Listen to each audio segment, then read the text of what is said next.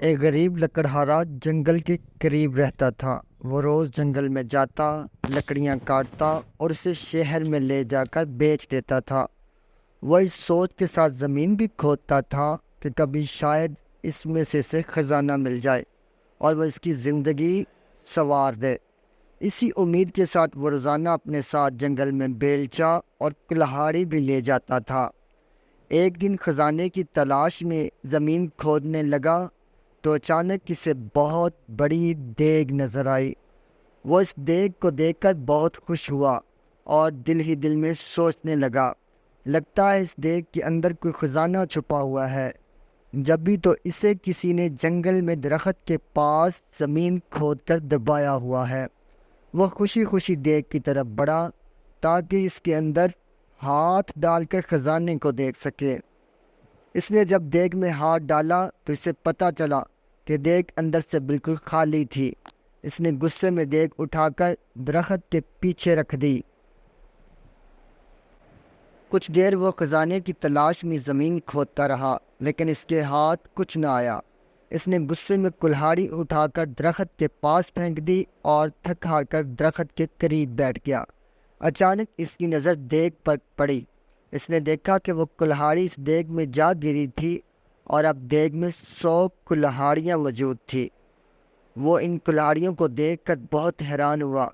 ساتھ ہی اس میں یہ بھی سمجھ میں آ گیا کہ یہ دیگ کوئی عام دیگ نہیں بلکہ یہ کوئی جادوئی دیگ ہے۔ جب بھی تو اس نے ایک کلہاڑی کی 100 کلہاڑیاں بنا دی ہیں۔ وہ خوشی خوشی اس دیگ کو اٹھا کر گھر میں لے آیا۔ لکڑہارے نے اس دیگ کو ایک کمرے میں چھپا دیا۔ رات کے وقت اس نے جادوئی دیگ کو دوبارہ آزمانے کے لیے اس میں آم ڈالے۔ تھوڑی دیر بعد اس نے دیکھا تو دیگ میں 100 آم موجود تھے۔ اب تو اس کا یقین اور پختہ ہو گیا کہ یہ واقعی کوئی جادوئی دیگ ہے۔ وہ اس دیگ سے سونے کے سکے وغیرہ نکال کر انہیں بیچتا رہا اور امیر ہو گیا۔ امیر ہونے کے بعد وہ دوسرے غریبوں کی مدد کرتا تھا۔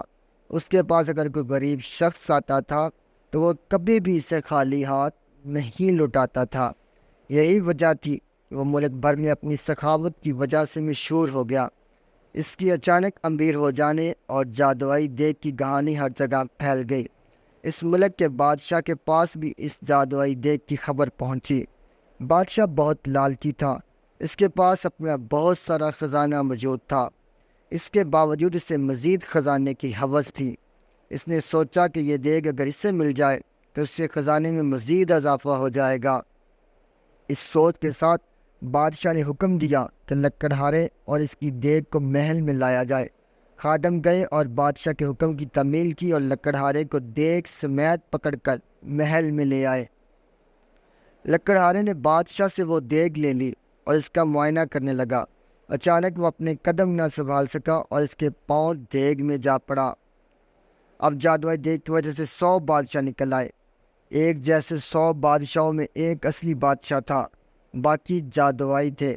وہ سب دیگ کے حصول اور لالچ کی وجہ سے ایک دوسرے سے لڑنے لگے۔ یوں سب نے ایک دوسرے کو جادوئی دیگ کے لالچ میں قتل کر دیا۔ یوں لالچ کی وجہ سے اصل بادشاہ خود بھی زندہ نہ رہا۔